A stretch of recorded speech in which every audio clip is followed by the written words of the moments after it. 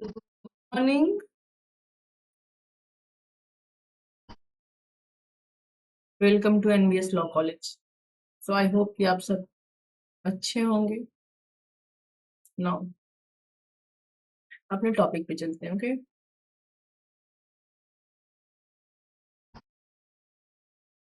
कल हमने चोरी पढ़ी थी, आज हम पढ़ेंगे उद्यापन पहले। ठीक है, और उद्यापन के बाद हम लोग पढ़ेंगे लूट और डकैती के विषय में। मैंने क्या किया, आज साइड में बेर एक्ट को रख दिया ऐसे, सो दैट आपको दिख सके कि क्या हम लोग पढ़ रहे हैं, है ना। बार बार बेर एक्ट ओपन करो फिर इसको ओपन करो, से टाइम बहुत ज्यादा है। Bare act as a law student लाना आपको बहुत जरूरी है सारे। ठीक है, चलो तो सबसे पहले चलते हैं 308 पे।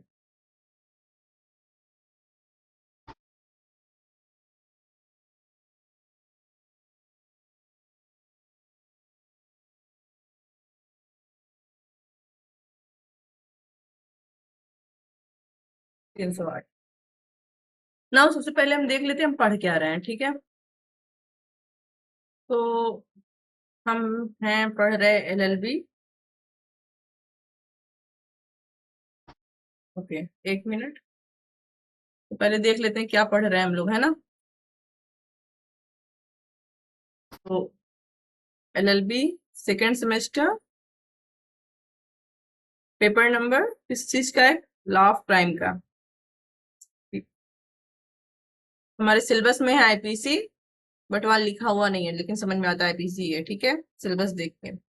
बट हम पढ़ रहे हैं बीएनएस, चूंकि कॉन्सेप्ट में बहुत ज्यादा अंतर नहीं है। सेक्शन जोड़ लेते हैं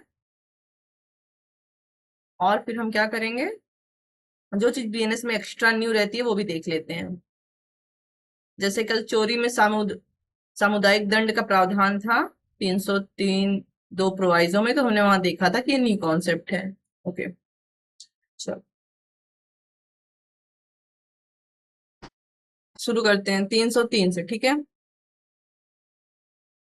सेल्फी वाले व्यू में देखेंगे तो आपको बेर एक्ट दिखाई पड़ेगा बगल में। ठीक है, और उसी को पढ़ना रहता है चूंकि।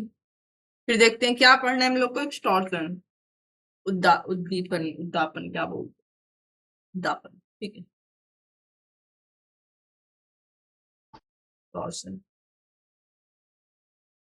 नाउ देखो, सेक्शन बीएनएस का पढ़ रहे हैं हम लोग, तो बीएनएस का कौन सा सेक्शन है, सेक्शन 308।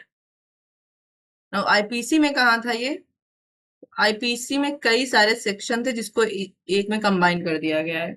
सेक्शन 383, आईपीसी में 383 से लेकर के 39, सॉरी 388 तक था। ठीक है, ये सारे सेक्शन को क्या किया गया है, 380, 3081, 3082, 3083 ऐसे करके कंबाइन कर दिया गया है। चलो देखते हैं उद्यापन क्या है, क्या है एक्सटॉर्शन। ठीक है,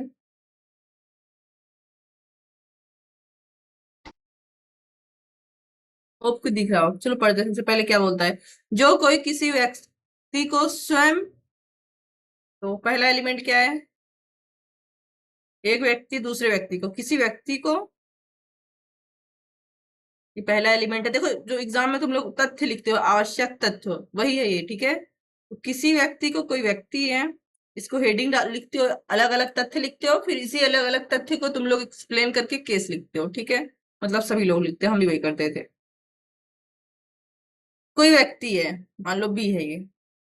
ठीक है, इसको स्वयं को, देखो एक व्यक्ति ए है या एक से अधिक है, जो भी है, वो क्या कर रहे हैं, बी को, कोई व्यक्ति मान लो बी, इसको क्या करे, इसको स्वयं को, सेल्फ को, या किसी अन्य व्यक्ति को कोई क्षति कारित करने के भय में जानबूझकर डालता है, तो इसको स्वयं को या किसी अन्य व्यक्ति को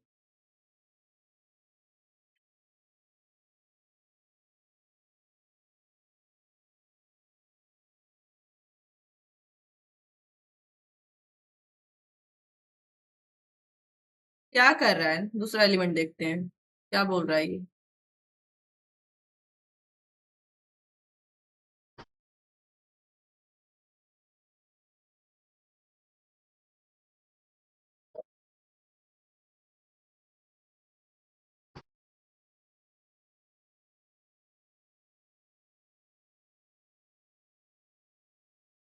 क्षति कारित करने के भय में डाल रहा है।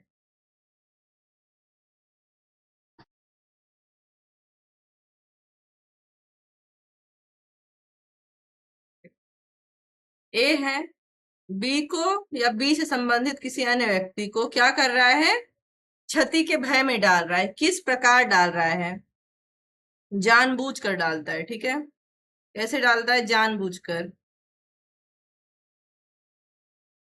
तो जानबूझकर डाल रहा है तो कोई उद्देश्य होगा, इसका कोई उद्देश्य होगा। तो जानबूझकर यहाँ मेंसरिया हो गया। मेंसरिया क्या होता है, आशय। बिना इसके कोई अपराध नहीं होता। ठीक है, आपराधिक आशय। तो ये हो गया दूसरा तथ्य और ये हो गया जानबूझकर तीसरा तथ्य। ठीक है, अपराध के एक तथ्य में से एक ये भी होता है, मेंसरिया सबसे इंपॉर्टेंट। ठीक है, बिना आपराधिक आशय के किया गया कार्य अपराध नहीं होता।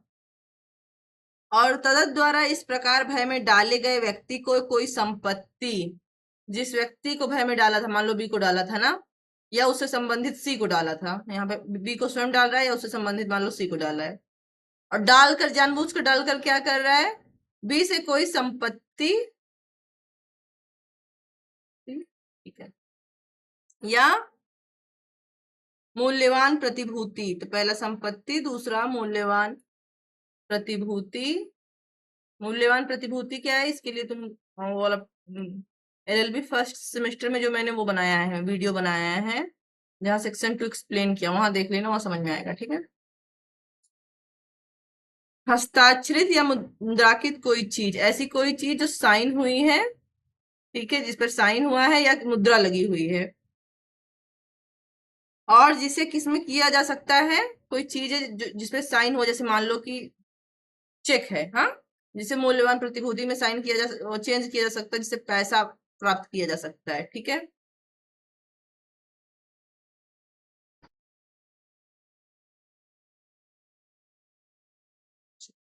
ठीक है।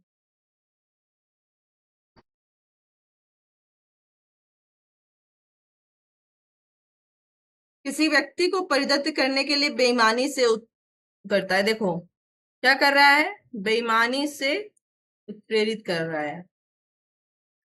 तो मैंने पहले ही बोला था कि बेईमानी चोरी का बहुत इंपॉर्टेंट आशय है। क्या है, बिना बेईमानी के कोई चोरी नहीं होती। अगर किसी के मन में बेईमानी नहीं है तो चाहे तुम्हारा सारा सामान ले जाए, वो चोरी नहीं होगा। ठीक है, उत्प्रेरित करता है, तो क्या हो जाएगा, ये उद्दापन। तो ये परिभाषा बोल रही है। अब कहना क्या चाह रही है, देखो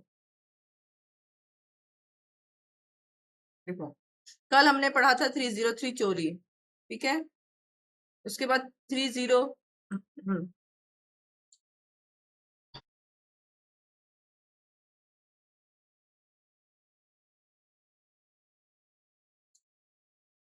303 पढ़ा था, चोरी, जिसमें मैंने बताया था कि चोरी का इंपॉर्टेंट तथ्य क्या है, बेईमानी पूर्ण आशय से कोई सामान को हटाना। ठीक है,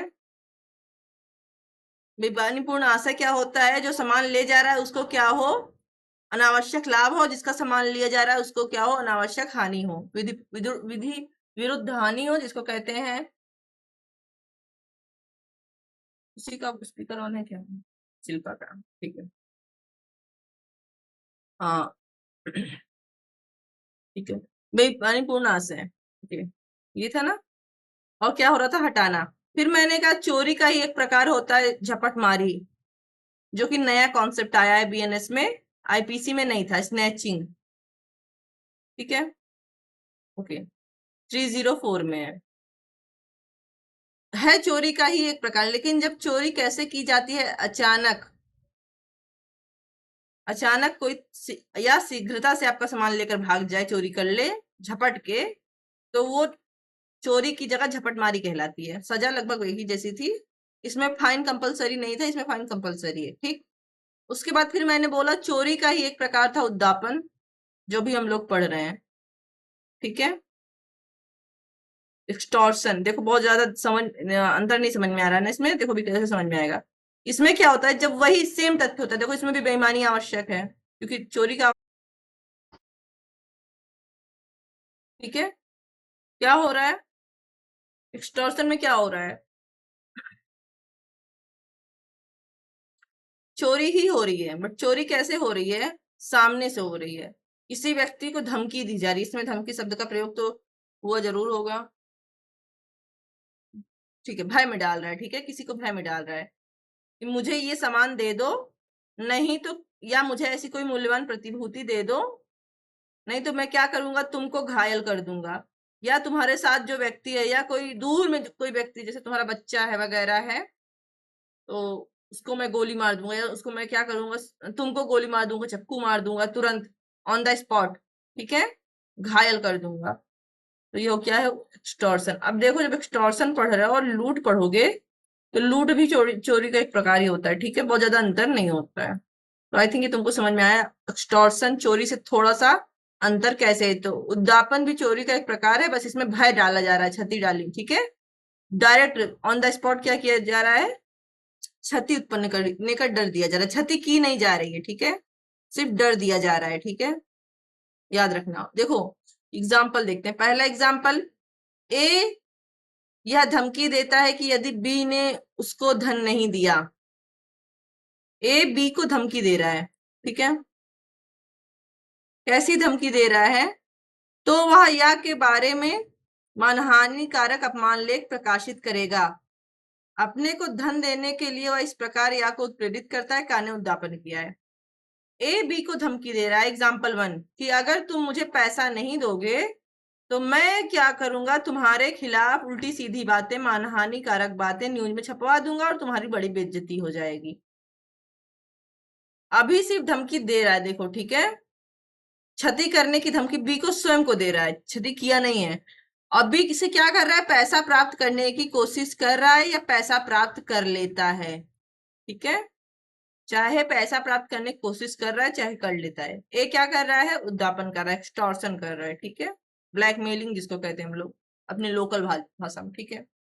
दूसरा देखो क्या बोल रहा है, ए बी को यह धमकी देता है कि यदि वह ए को कुछ धन देने के संबंध में अपने आप को आबद्ध करने वाला एक वचन पत्र हस्ताक्षरित करके ए को परिदत्त नहीं कर देता, तो वह या के बालक को सदोष परिरोध में रखेगा, या वचन पत्र हस्ताक्षरित करके परिदत्त कर देता है, यानी उद्यापन किया। नाउ देखो, ये एग्जाम्पल ए था, ठीक है, एग्जाम्पल बी क्या बोल रहा है, ए है, बी को धमकी दे रहा है कि मुझे एक ऐसा वचन पत्र लिखो। देखो वचन पत्र क्या होता है, जिसमें कोई व्यक्ति कागज में लिख के देता है कि, मतलब वचन पत्र में, कि मैं फला इंसान के नाम पे इतना पैसा देने का क्या करता हूँ, वचन देता हूँ, ठीक है।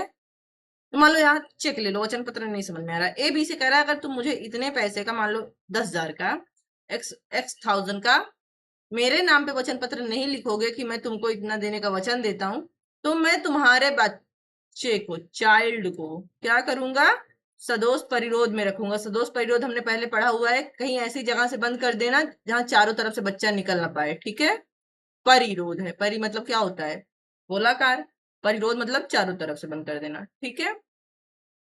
तो क्या था, हमने अभी परिभाषा पढ़ी थी ना, जब उस व्यक्ति को स्वयं को धमकी दे रहा है या किसी अन्य व्यक्ति को क्षति कारित करने की धमकी दे रहा है, तो जो जो अन्य व्यक्ति को क्षति कारित करने की धमकी दे रहा है वो इससे संबंधित होना चाहिए, ठीक है। अगर ऐसे कहे कि तुम अगर मेरे नाम पे वचन पत्र नहीं लिखोगे तो मैं दूसरे देश के फलाने बच्चे को क्या करूंगा, विरोध में रख लूंगा, तो ये इसमें थोड़ी ना आएगा, ये बोलेगा जाओ रख लो, मुझे क्या, ठीक है। तीसरा एग्जाम्पल देखते हैं, ए यह धमकी देता है कि यदि, या, ठीक है, एग्जाम्पल सी, ये भी उसी तरीके से है, ठीक है। ए क्या कर रहा है, बी को धमकी दे रहा है, क्या धमकी दे रहा है, कि बी को कुछ उपज परिदत्त कराने के लिए शास्त्री युक्त बंदोबस्त हस्ताक्षर नहीं करेगा और खा को न देगा, तो वह या के खेत को जोत डालने के लिए लठैत भेज देगा और द्वारा बंदोबस्त हस्ताक्षरित करने के लिए, परिदत्त करने के लिए प्रेरित करता है, का ने। तो ए धमकी दे रहा है कि तुम सी के नाम पर एक बंध पत्र लिखो, अगर तुम बंध पत्र नहीं लिखोगे तो मैं तुम्हारा खेत जुतवा दूंगा, लठैत भेज के क्या करूंगा, खेत को जुतवा दूंगा, ठीक है। बी डर जाता है, ए को पैसा दे देता है, चाहे पैसा दिया हो चाहे ना दिया हो, इसका ये जो धमकी वाला कार्य है ना, यही उद्यापन हो गया, ठीक है, ओके। अगला एग्जाम्पल देखते हैं 4D, बहुत सारे एग्जाम्पल में एग्जाम्पल एग्जाम्पल चलो पांचवा देखते हैं, सब एक जैसे ये, ठीक है। पांचवा एग्जाम्पल क्या है, एग्जाम्पल ई क्या है, बोल रहा है ए या को किसी इलेक्ट्रॉनिक युक्ति के माध्यम से संदेश भेजकर धमकी देता है कि तुम्हारा बच्चा मेरे कब्जे में है और उसे मार दिया जाएगा यदि तुम मुझे 1 लाख रुपए नहीं देते हो। इस प्रकार या को उसे पैसे देने के लिए प्रेरित करता है, का ने उद्दापन किया है ना। ए है, बी है, ठीक है। बी का एक चाइल्ड है सी।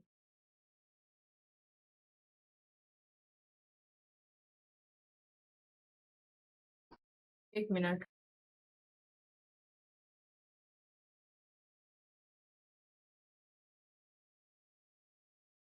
ठीक है। ए बी को धमकी देता है कि तुम्हारा जो चाइल्ड है सी, वो किसके पास है, हमारे पास है। हमने क्या किया, उसका अपहरण कर लिया है, और अगर तुम मुझे 1 लाख रुपए नहीं दोगे तो हम क्या करेंगे, तुम्हारे बालक को, तुम्हारे चाइल्ड को क्या करेंगे, मार देंगे। क्या कर रहा है, ए को बी को क्षति पहुंचाने की कोशिश कर रहा है ना। कैसे, इमोशनली। इमोशनली कैसे होगा भाई, उसके बालक को अगर क्षति पहुंचेगी तो उसको इमोशनली चोट पहुंचेगी, है ना। ए क्या कर रहा है, एक्सटॉर्शन कर रहा है, उद्दापन कर रहा है, ठीक है ना। थोड़ा सा चोरी और उद्दापन में अंतर देखते हैं, ठीक है, जो कि तुम्हारे क्वेश्चन। अंतर देखने से पहले उद्दापन का दंड देख लेते हैं, ठीक है। क्या देख लेते हैं, उद्दापन का दंड। जो कोई उद्यापन करेगा वो दोनों में से किसी भांति के कारावास से जिसकी अवधि 7 वर्ष तक की हो सकेगी या जुर्माने से या दोनों से दंडित किया जाएगा, ठीक है। तो क्या बोल रहा है, 308(2). 308(2) पहले भी था, ठीक है, सेक्शन 384 में था। मैंने पहले ही बोला है कि सेक्शन 383 से लेकर 388 पूरा इसी में क्या कर दिया गया है, सब सेक्शन सेक्शन ऐसे मिला मिला के एक कर दिया गया है, ठीक है। कितना दंड हो रहा है, 7 साल, चाहे हार्ड होगा चाहे सिंपल, ठीक है, या फाइन या दोनों। दूसरा है 308(3). क्या बोल रहा है, जो कोई उद्यापन करने के लिए किसी व्यक्ति को किसी क्षति के पहुंचाने के भय में डालेगा, भय डालने के प्रयत्न करेगा, और दोनों में से किसी भांति के कारावास से जिसकी अवधि 2 वर्ष तक की हो सकेगी या जुर्माने से या दोनों से दंडित किया जाएगा।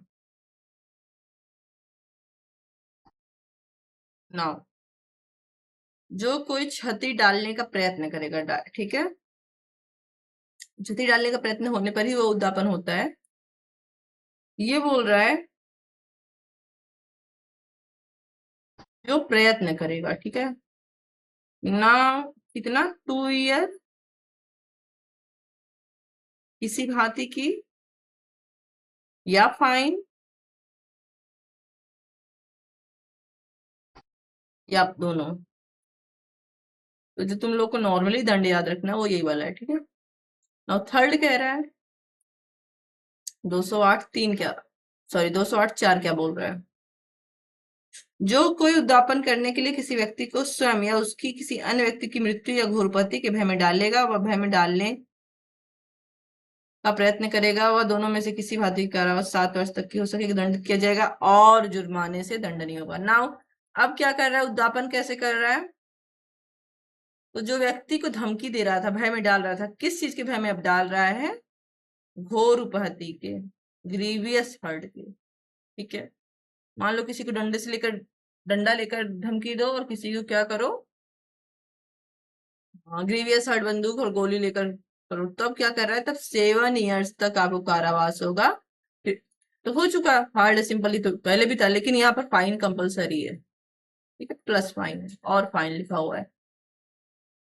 अगला देखते हैं 308(5).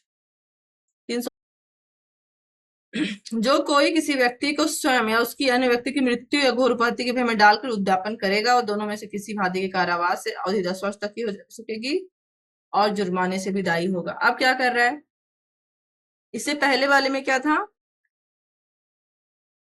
प्रयत्न कर रहा था, ठीक है। इस वाले में भय किस भूरुपहती या डेथ का क्या कर रहा था, प्रयत्न कर रहा था डालने का। इसमें क्या कर रहा है, ग्रीवियस हर्ट या डेथ में डाल रहा है, डेथ के भय में पूरी तरीके से डाल दे रहा है, ठीक है। फॉर एग्जाम्पल इसमें बोल रहा है कि मैं तुम्हें गोली मार दूंगा, सिर पे गोली लगाया हुआ है, ठीक है।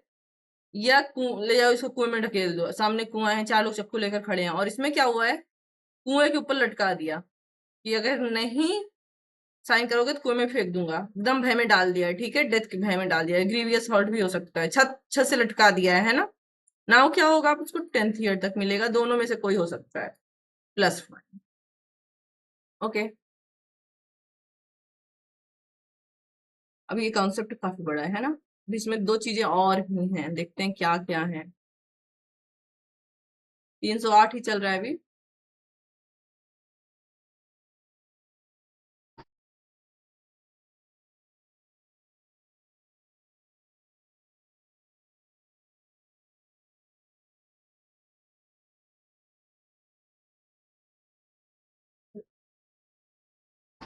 308(6), ठीक है। 086 क्या बोल रहा है, जो कोई उद्यापन करने के लिए स्वयं उसके विरुद्ध किसी अन्य व्यक्ति के विरुद्ध यह अभियोग लगाने का भय दिखलाएगा या भय दिखलाने का प्रयत्न करेगा, जैसा अपराध किया है या करने का प्रयत्न किया है, जो मृत्यु से आजीवन कारावास से या 10 वर्ष तक के कारावास से दंडनीय है। ये इंपॉर्टेंट है, ध्यान देना। क्यों क्यों इंपॉर्टेंट है, दिखा रहे हैं। अगर वकालत करनी है तो उनको तो जो मृत्यु से या आजीवन कारावास या 10 वर्ष तक के कारावास से दंडनीय है, दोनों में से किसी भांति के कारावास है जिसकी अवधि 10 वर्ष तक की होगी, दंडनीय किया जाएगा और जुर्माने से दंडनीय होगा। किस प्रकार का भय इसमें दिखा रहा है, देखो अक्सर लोग कहते हैं कि हम तुम्हारे खिलाफ क्या कर देंगे, केस लगा देंगे। तुमने देखा होगा अक्सर लड़कियों का भी आता है, रेप का केस लगा देती हैं या किसी मर्डर के केस में फंसा दिए देते हैं। तो किस तरह के केस में लगाने का धमकी दे रहा है कि अगर तुम मुझे प्रॉपर्टी या ऐसी संपत्ति नहीं दोगे तो मैं तुम्हें ऐसे केस में क्या कर दूंगा, झूठा आरोप लगा दूंगा, अभियोजन लगा दूंगा, या लगाने का प्रयत्न भी करता है, ठीक है। सिर्फ धमकी नहीं बल्कि प्रयत्न भी करता है, झूठा आरोप लगा भी देता है, ठीक है।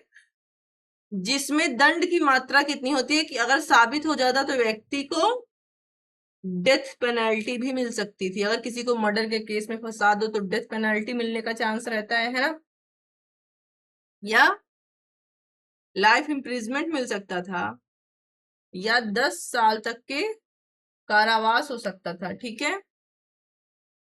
ऐसी किसी चीज में फंसाने की धमकी देने के बाद 308(6) बोल रहा है, अगर आप क्या कर रहे हो, उद्यापन करने की कोशिश कर रहे हो, एक्सटॉर्शन करने की कोशिश कर रहे हो,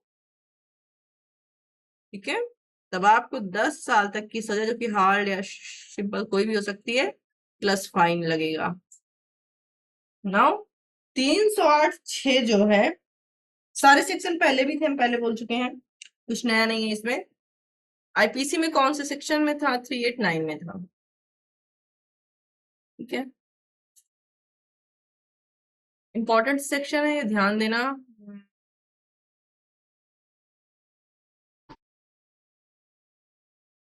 ओके।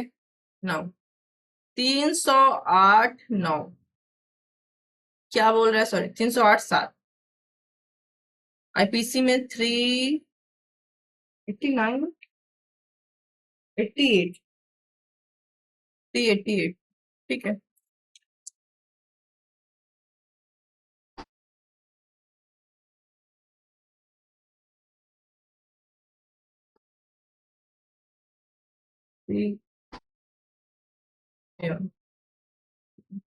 क्या बोल रहा है, जो कोई किसी व्यक्ति को स्वयं या उसके विरुद्ध या किसी अन्य व्यक्ति के विरुद्ध अभियोग लगाने के भय में डालकर जिससे उसने कोई अपराध किया है या उसका प्रयत्न करना है, जो मृत्यु या जीवन कारावास है, ऐसे कारावास से जो 10 वर्ष तक का दंडनीय हो, या कि उसने किसी अन्य व्यक्ति को ऐसा अपराध करने के लिए प्रेरित करने का प्रयत्न किया है, उद्यापन करेगा, वह दोनों में से किसी भांति कारावास से जिसकी अवधि 10 वर्ष तक की हो सकेगी, दंडित किया जाएगा। सेम सेम कॉन्सेप्ट है, ठीक है।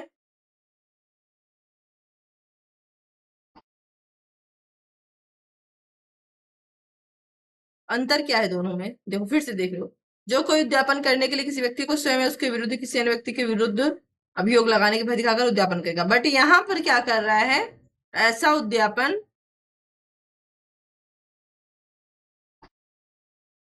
पैसे के लिए नहीं कर रहा है, बल्कि क्या कर रहा है, उससे कोई अपराध करवाने के लिए कर रहा है। ठीक है,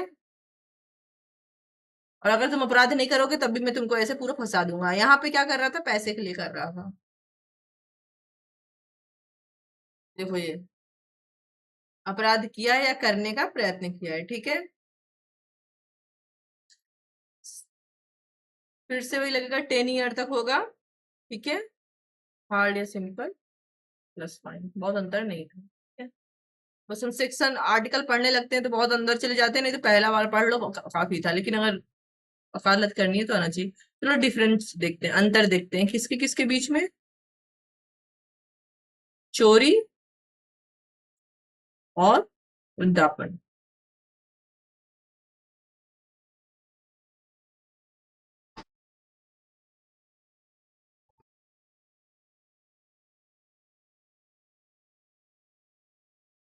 ठीक है, तो सबसे पहला अंतर सबसे अच्छा होता है, इजी होता है, सेक्शन लिख दो। तो बीएनएस में 303 और आईपीसी में 378, है ना। और इसका 308 और बीएनएस में 383 आईपीसी में। ठीक है, दंड देख लो, इसमें सामान्य दंड जो होता है 3 ईयर होता है ना, या फाइन या बहुत।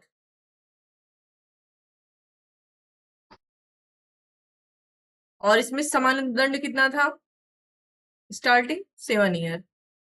ठीक है, या फाइन या बहुत। तीसरा अंतर देखते हैं, चोरी क्या है, अपने आप में एक अपराध है। ठीक है,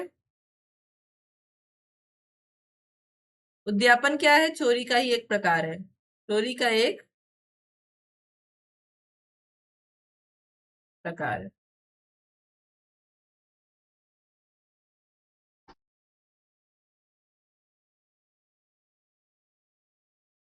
वो कह रहा है तुम लोग को ना,